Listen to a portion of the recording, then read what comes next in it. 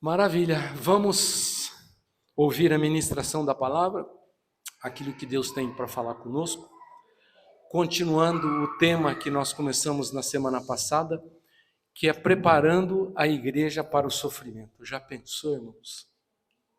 Só ver se está funcionando aqui, espera só um pouquinho.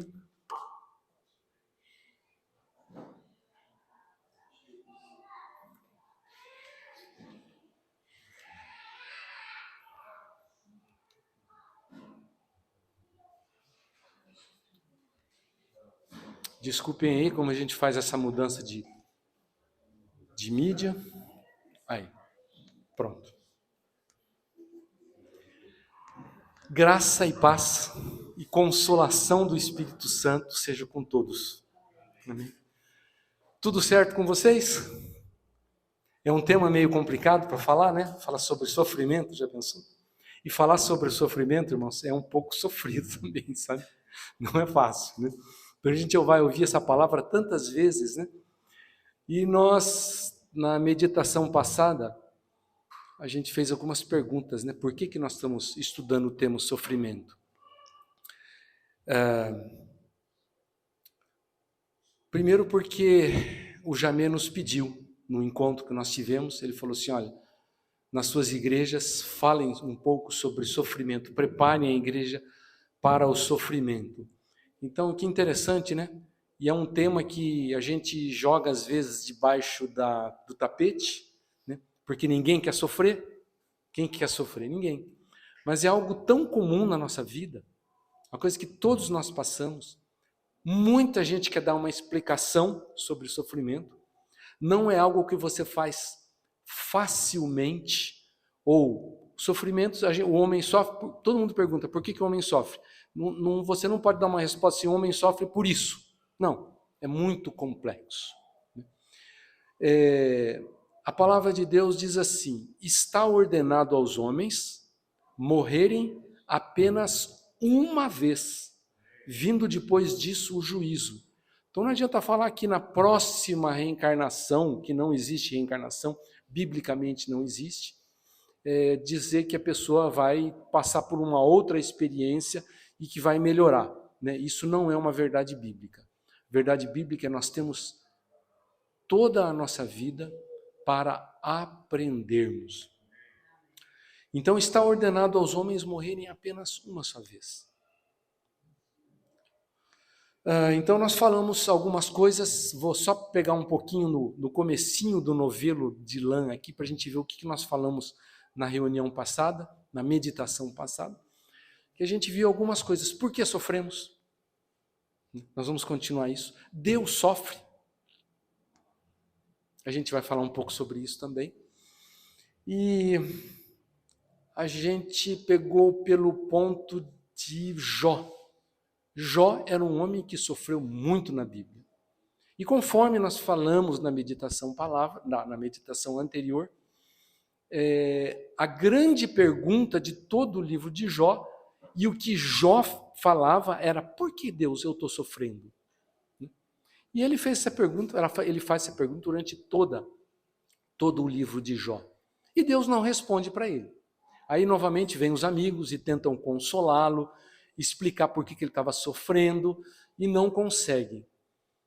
E no final do livro de Jó, o que acontece? Ao invés de Deus responder para Jó por que ele sofria, Deus pergunta, faz uma porção de perguntas para Jó.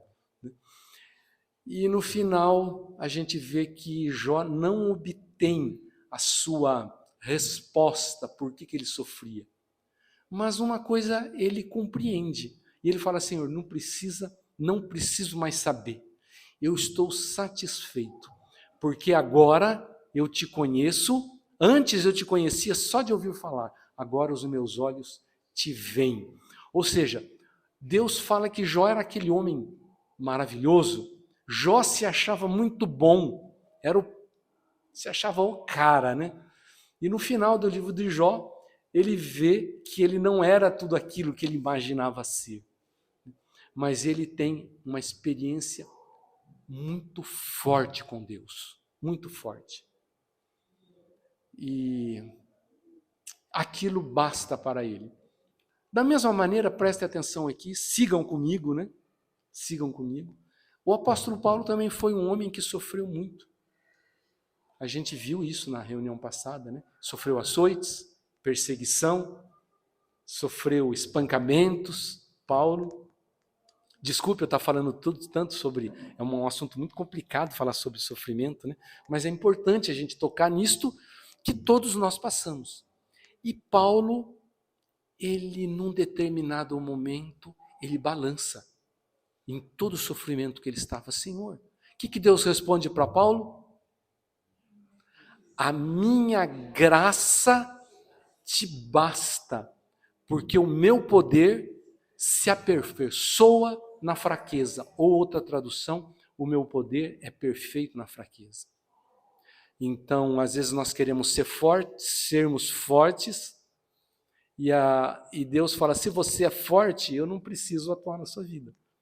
Mas às vezes quando a gente é fraco, Deus, ele fala assim, agora eu posso ser forte. E quantas vezes eu tive essa experiência de falar, Senhor, eu não sei como vou resolver isto. Está muito difícil. E naquele momento que eu me coloquei totalmente na dependência de Deus, Deus pôde atuar.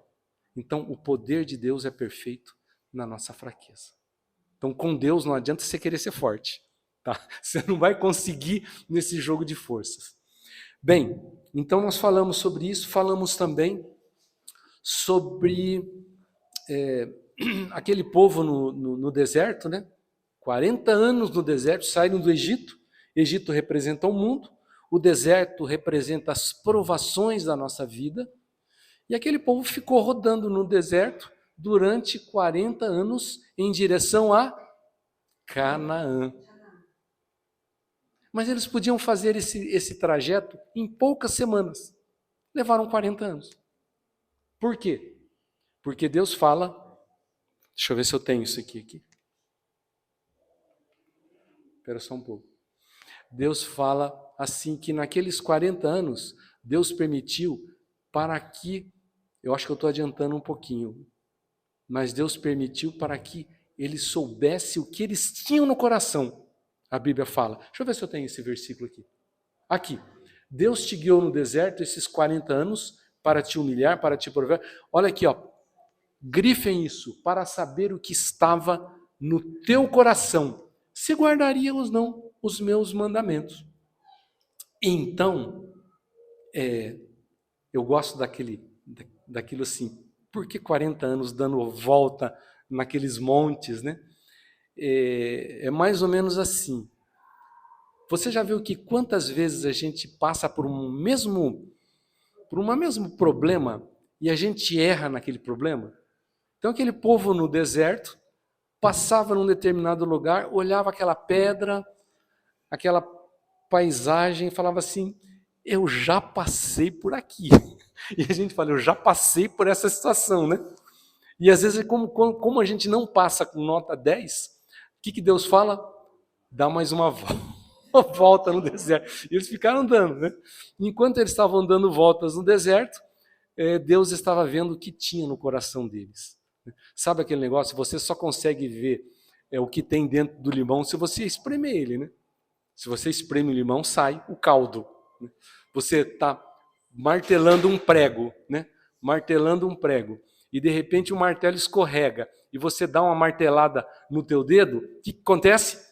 Ou você dá um glória a Deus, ou você faz um palavrão e sai quebrando tudo. Então aquilo mostra o que tem dentro do nosso coração.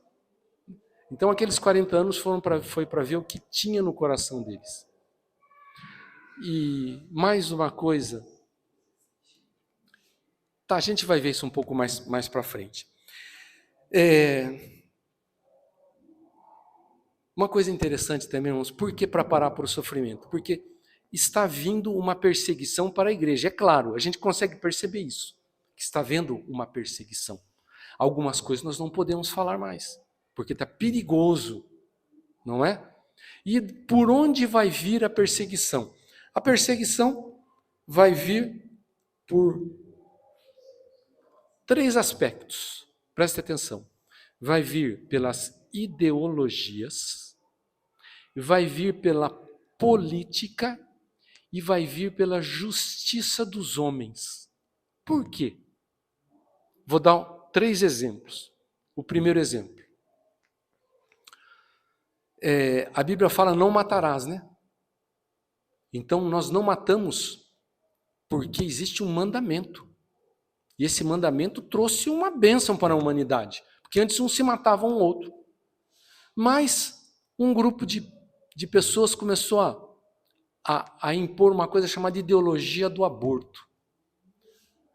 Exemplo, na Argentina, 100 mulheres feministas fizeram tanta pressão nos políticos, mas os políticos já tinham uma predisposição para as ideologias abortivas, que eles acabaram aprovando essas ideologias abortivas. O que aconteceu? A justiça teve que carimbar. Então, quando vai para a justiça, um juiz vai ter que dar uma causa abortiva, um direito ao aborto, porque aquilo se tornou uma lei. Estão entendendo? E na Bíblia fala não matarás. Não matarás não matarás tanto uma vida que está dentro do ventre como um adulto. E nós sabemos que no momento da concepção do óvulo com o espermatozoide, já é uma vida completa. Ele tem todas as características que vão dizer quem vai ser aquela pessoa. Já é uma pessoa. São poucas células, mas já é uma pessoa. E olha o que a Bíblia diz, lá no Salmo 39, um dos salmos mais lindos que eu conheço, que começa assim: Senhor, tu me sondas e me conheces. Conheces o meu assentar, o meu deitar e o meu levantar. E olha lá, os teus olhos viram o meu corpo informe. E no teu livro estas coisas foram escritas, as quais continuarão, em continuação, foram formadas quando nem ainda uma delas havia. Então, quando há uma concepção de um óvulo com um espermatozoide, já está escrito, Deus já escreveu a história daquela pessoa. Deus já escreveu. Aliás, Deus escreveu a nossa história antes da fundação do mundo. Então, outro exemplo. Olha só como é que está difícil da gente falar certas coisas, que a gente fica com medo, mas nós não podemos ter medo. Por onde vai vir também a perseguição? Pelas ideologias de gênero. Por exemplo, vou citar um exemplo para vocês aqui. Hoje já existe legislação para as ideologias de gênero. Nós temos que tomar cuidado até o que a gente fala, não é isso? Mas a Bíblia, olha o que a Bíblia fala. Vamos lá ver o que a Bíblia fala? A Bíblia fala assim: ficarão de fora, 3 pontinhos, aqui está lá em 1 Coríntios 6,9, não sabeis que os injustos não herdarão o reino de Deus? Não os enganei, nem os adúlteros, nem os afeminados, e nem os sodomitas herdarão o reino de Deus. Biblicamente, o que é sodomita? Aquele que mantém uma relação homem com homem. Tem um outro texto em Levítico, diz assim: não te deitarás um homem como se deita como mulher. Isto é abominação. E o que acontece? O que vai acontecer? Como hoje já um grupo de pessoas já conseguiram aprovar muitas coisas, os políticos que já são favoráveis transformaram em lei e o juiz tem que carimbar. E o que vai acontecer?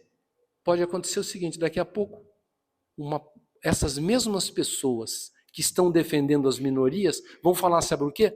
Vão falar assim: mas se a Bíblia é um livro que faz discriminação, então vamos proibir esse livro. Então vai acontecer o seguinte, com um grupo de políticos que também é favorável a não permitir que esse livro circule, vão transformar isso em lei e o juiz vai ter que... Estão entendendo como é que está ficando difícil? Outra coisa, ideologias, política e justiça. A Bíblia fala assim: criou Deus o homem e a mulher, macho e fêmea os criou. Então a Bíblia fala sobre macho e fêmea, não é? Mas tem hoje o quê? O grupo das pessoas que são os trans. E o que pode acontecer amanhã ou depois? Um grupo de pessoas fala assim, olha, a Bíblia é um livro, como é que eu falei o nome? É um livro discriminatório. Porque eu quero ser o que eu quero, preconceituoso. Eu não quero ser homem, nem quero ser mulher. Hoje está comum isso. E levam isso para um grupo de políticos, aquele grupo de políticos transforma em lei e os juízes têm que carimbar. Isso, gente, está muito próximo. Está muito próximo. E vejam só, sabe em quantos países o evangelho hoje é proibido? Ou duramente perseguido? 60 países. Parece que nós temos 178 países no mundo, não me lembro disso, tá? Não sei exatamente, mas eu não sei quantos países tem no mundo, mas é quase um terço de países que já proíbem a leitura das Escrituras. Não é? Sabe qual é a religião mais perseguida do mundo? O cristianismo. Sabe quantas pessoas foram mortas no ano passado? Quantos cristãos foram mortos no ano passado no mundo? Mais de 6 mil. É mole? E a gente não sabe disso. Só que a gente não esquece o quê?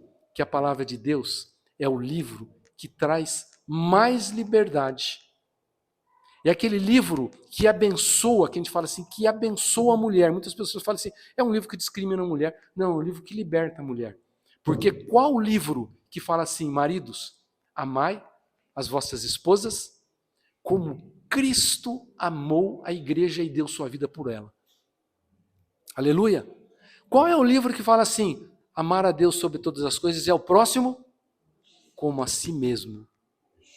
Qual é o livro que fala assim, que não há maior amor que este, dar a vida pelos seus amigos? Não é? Qual o livro que fala que um homem morreu por nós na cruz? Então, deixa eu falar aqui para seguir a minha, né? Desculpe eu seguir aqui, eu preciso disso.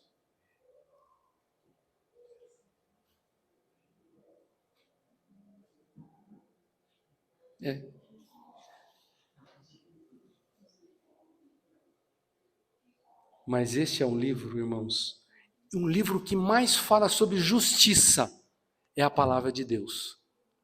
Há que a gente sempre ouviu falar isso, né, que a Constituição norte-americana, praticamente toda ela é baseada nas Sagradas Escrituras. Aquele livro que eu mandei para vocês na igreja, para vocês lerem, que eu sugeri, né, A Justiça Social e a Interpretação da Bíblia. Gente, como fala sobre justiça na Bíblia? E onde esse livro passa, é um livro que liberta famílias, liberta nações, prospera nações. Glória a Deus por isso. Amém? Então, continuando a nossa meditação sobre a questão do sofrimento, e vocês se preparam porque logo essa palavra de Deus, essa Bíblia que não vai ser mais permitida que nós a leiamos. Então, procurem decorar versículos. Aproveitem o tempo que ainda nós temos de palavra de Deus, enquanto a gente pode falar livremente do Evangelho. Né? Sabia que na Europa, se você chegar na Europa, pegar e começar a distribuir folhetinhos, você sabe que você vai preso? Na Europa. A gente viu o testemunho, o cara foi lá, começou a parar as pessoas na rua, entregar um folhetinho sobre esse que a gente costumava entregar antigamente, né? O cara chamou a polícia, o cara foi preso. Em muitos lugares, no Canadá, uma pessoa começou a pregar, foi preso. Não, você está constrangendo as pessoas. Então é isso. Então existe já esta perseguição. Continuando. Outra coisa que nós sofremos por quê? Todo mundo aí tô acordado, tô vendo assim meio quieto, meio, né? Quando a gente começou, vocês já perceberam quando nós começamos a falar nesse assunto, a gente fica meio com medo? Não é? Não fica? Vocês não ficaram tensos? A gente fica tenso. O que o Cláudio vai falar? Oi? Não, o negócio está polêmico. Está polêmico, mas o que nós vamos ficar com? Nós vamos ter medo de algo que está escrito nas Escrituras, algo que nós cremos. Então, por que nós estamos com medo? Porque, de fato, aqueles grupos que são para trazer liberdade para as minorias estão tirando a liberdade daquilo que nós cremos. E nós temos que ter liberdade de pensamento. Mas hoje parece que não pode mais, né? Não pode mais. Muito bem. Por que nós... Outra razão pela qual nós sofremos. Se vocês quiserem ler, mas como a gente vai citar muitos versículos, a gente perde um pouco de tempo e eu quero aproveitar. Olha, nós sofremos por correção. Deus nos corrige através de sofrimento. Olha lá. Porque o Senhor corrige a quem ama e açoita todo filho que o recebe. É mole, irmãos. Deixa eu chegar perto aqui do pessoal, não sei se botaram, mas eu digo assim, é mole. Quem que quer isso? Quem que quer ser corrigido? Está aqui o meu filho Isaac, né? Às vezes aqui na fábrica a gente chama uma pessoa que fez um serviço errado, um produto errado, a gente chama na sala, a gente tem que corrigir a pessoa. Olha, você fez isso, por que você fez isso? Alguém gosta? O cara não gosta. A gente acha que é só criança que não gosta de ser corrigida, né? Que a gente tem que corrigir a criança não gosta. Mas adulto também não gosta de ser corrigido, não. Até hoje eu não me lembro de uma pessoa que precisou ser corrigida e a pessoa falou, ah, sim, obrigado, né? É muito difícil. Aliás, tem algumas pessoas assim que a gente falou, olha, meu irmão, a gente tem que, às vezes nós temos que confrontar, né? Está acontecendo isso, você não pode fazer isso. Já aconteceu, o irmão falou, obrigado, Cláudia, realmente eu preciso fazer isso. Discipulado, às vezes, oi? Exatamente, Isaac. Quem quer meu glorificado? Eu preciso disso. Então, às vezes acontece isso, sabe? A gente está sendo corrigido e a gente está, Senhor, o que o Senhor está querendo? Deus está falando, estou querendo corrigir para você melhorar. Mas é duro? Mas é gostoso? Não é gostoso, ninguém gosta de uma correção, não é? Mas Deus corrige todo filho a quem o recebe. Tudo bem por aí? Então, se vocês estão vendo que tem muitas coisas pelas quais nós sofremos, a gente não pode falar que é uma coisinha só. Continuando. Outra coisa que nós já vimos, eu falei que eu adiantei, né? Mas mostrar o que está escondido. Então, aquele povo que estava no deserto, né? Para saber o que estava no teu coração. E nós vimos também na ministração passada que Deus prova a obra de cada um, lembra? Se a tua obra é ouro, prata, pedras preciosas, palha ou feno ou palha. Desculpa, estou com um negocinho na garganta aqui. Então, irmãos, Deus prova a nossa obra. Tem muito cristão que é só palha. A hora que começa o fogo, não é? Fogo na Bíblia significa o quê? Provação. Quais são os batismos que tem? Batismo nas águas, batismo no Espírito Santo, batismo no quê? No fogo. Batismo no fogo é sofrimento. Tem gente que sofre, gente. Sofre. Mas às vezes Deus está provando a nossa obra. Então Deus nos livre de nós sermos palha. Deus nos livre. Nós temos que ser pedras preciosas, ouro, prata.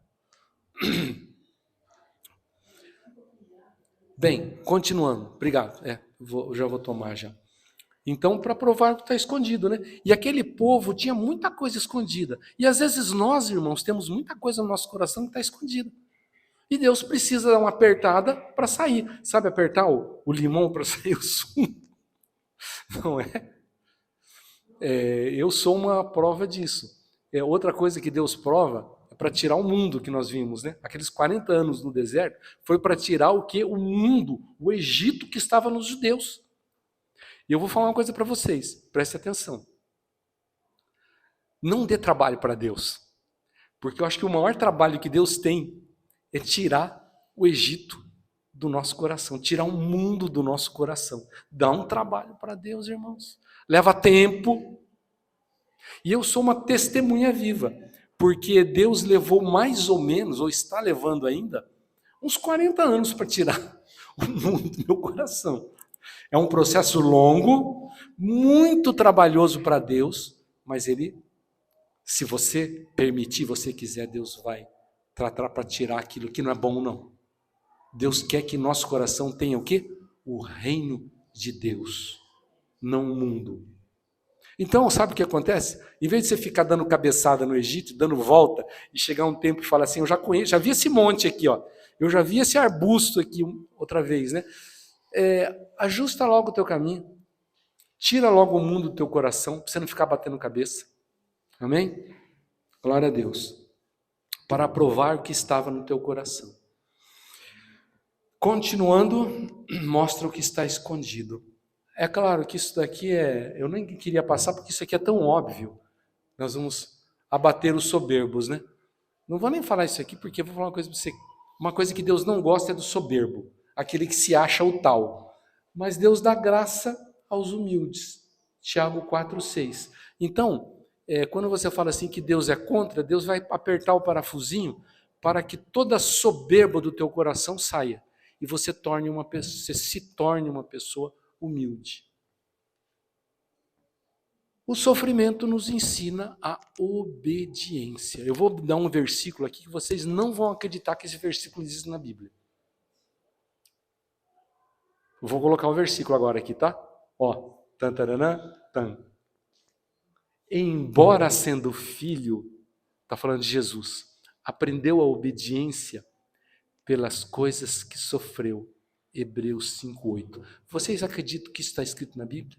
O próprio Jesus, que era o Filho de Deus, ele aprendeu a obediência pelas coisas que ele sofreu, pelo sofrimento.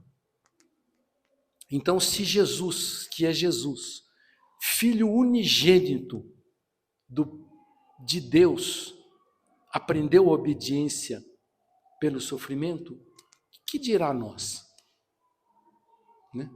Então, o que eu digo assim, aprenda a obedecer rápido para não ficar dando volta no deserto.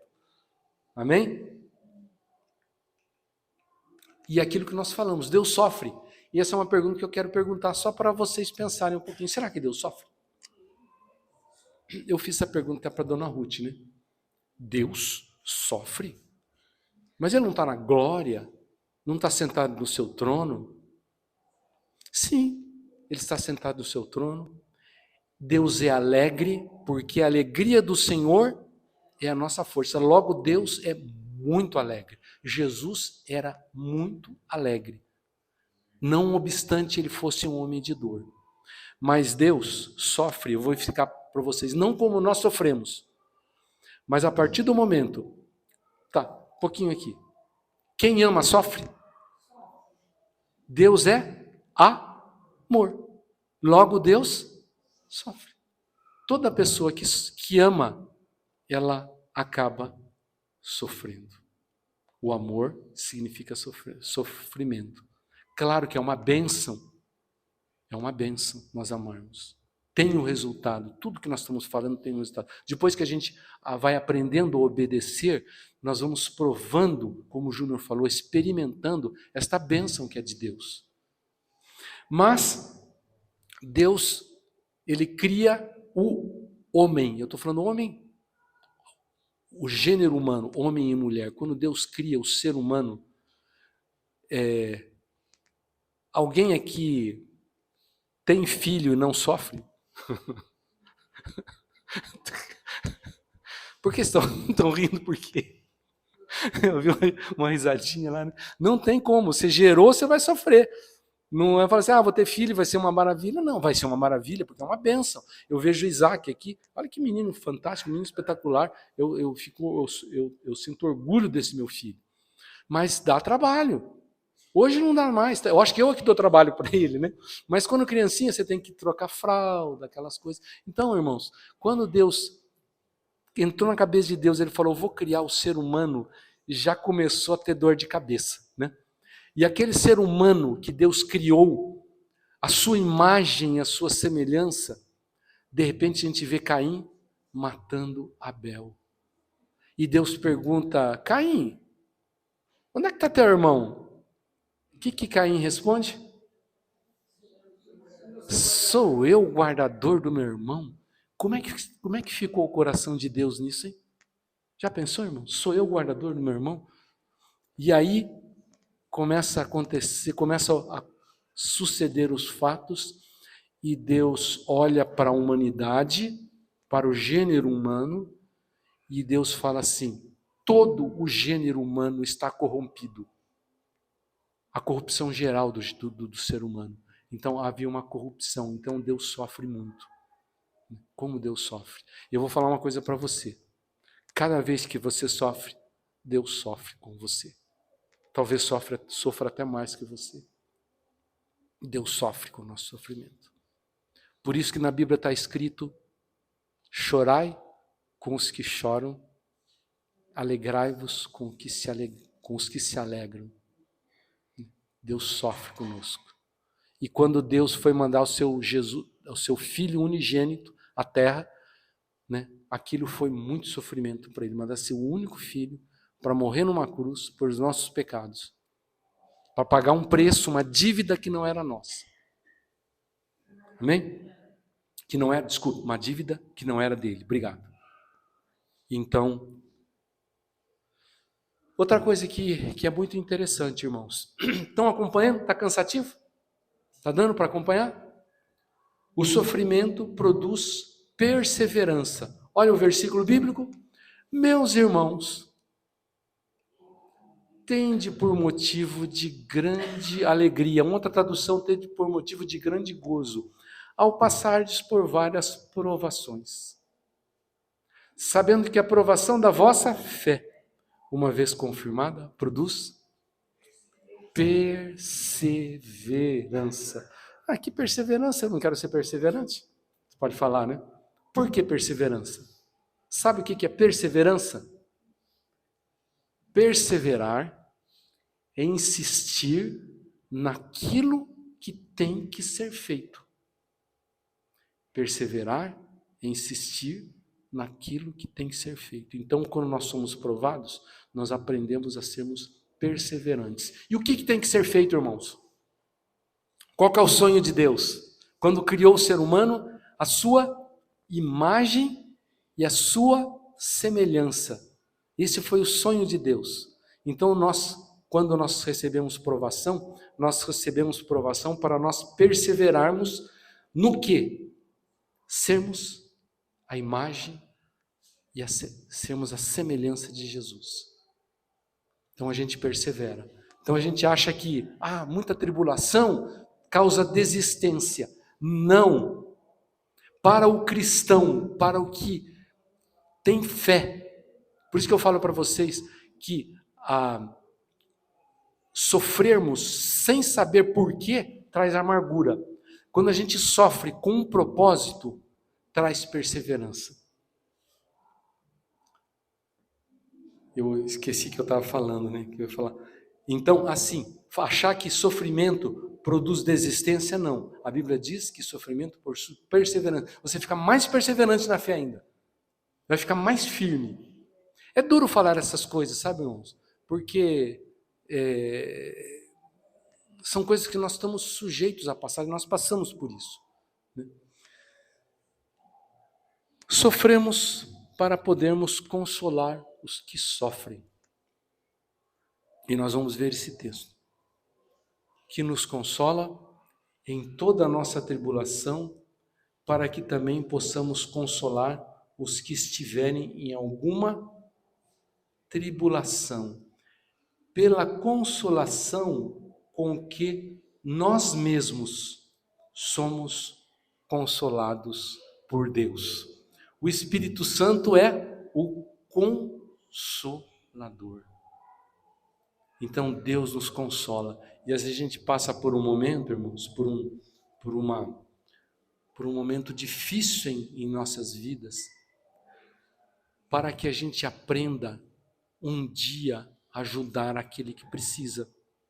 E como aconteceu comigo, que eu nunca me esqueço, do dia 10 de agosto de 2007. Foi um dos dias mais difíceis da minha vida. Olha, eu não esqueço que eu estava numa cama do hospital quase morrendo. E uma pessoa deu uma palavra para mim.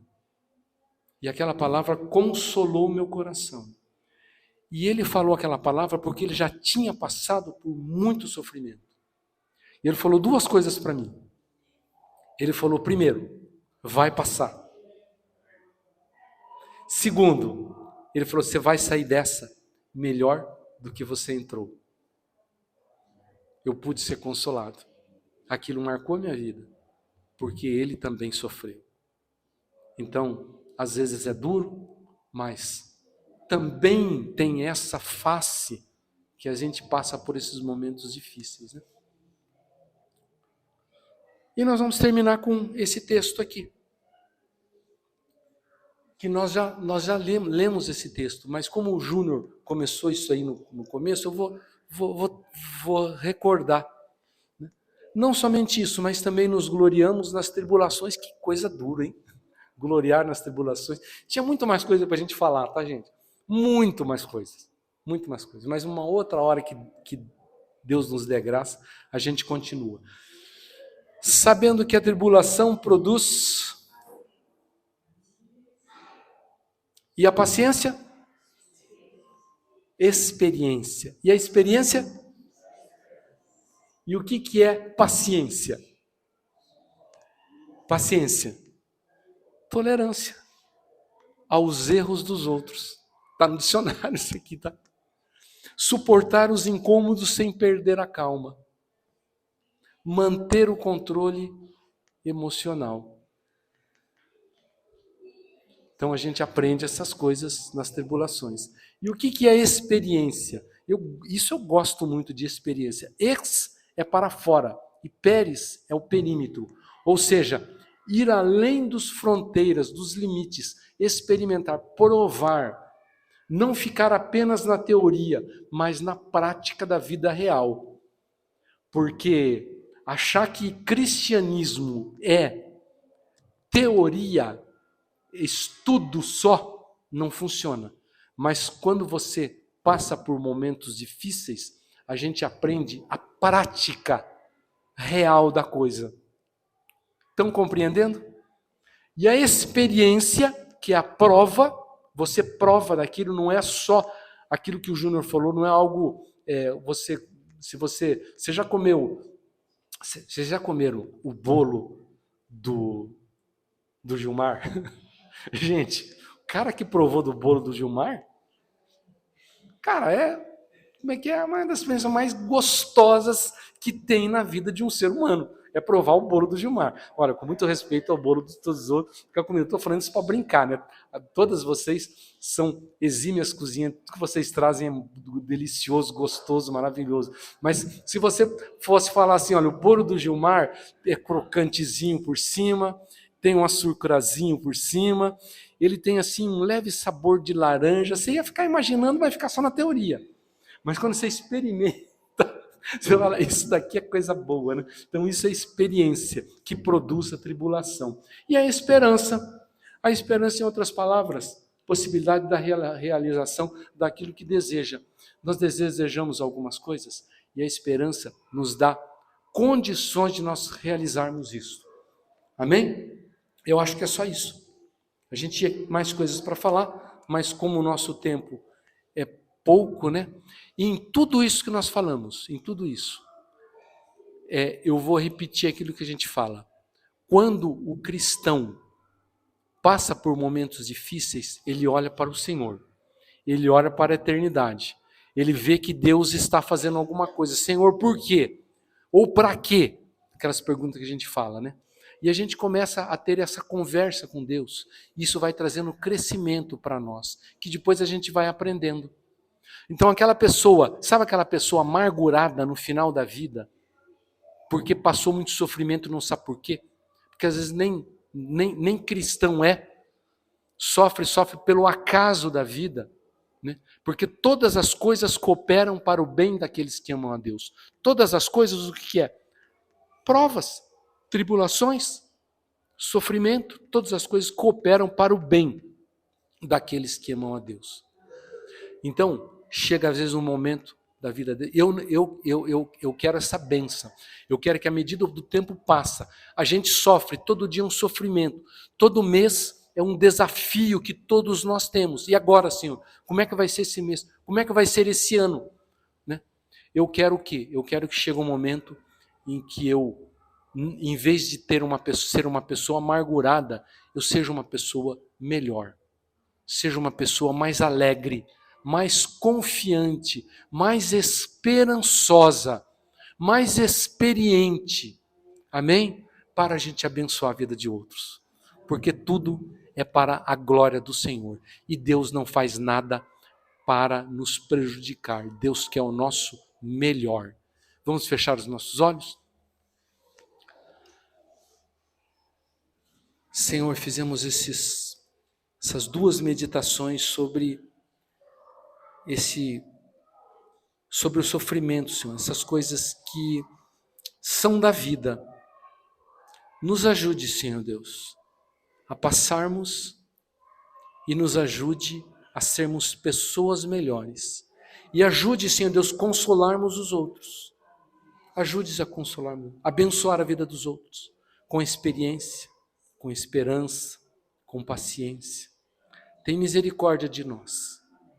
Dá-nos força, dá-nos graça, a tua graça te basta, e o meu poder se aperfeiçoa na fraqueza. Dá-nos graça, Senhor Deus, para passarmos e sairmos vitoriosos. Em nome de Jesus que oramos. Amém.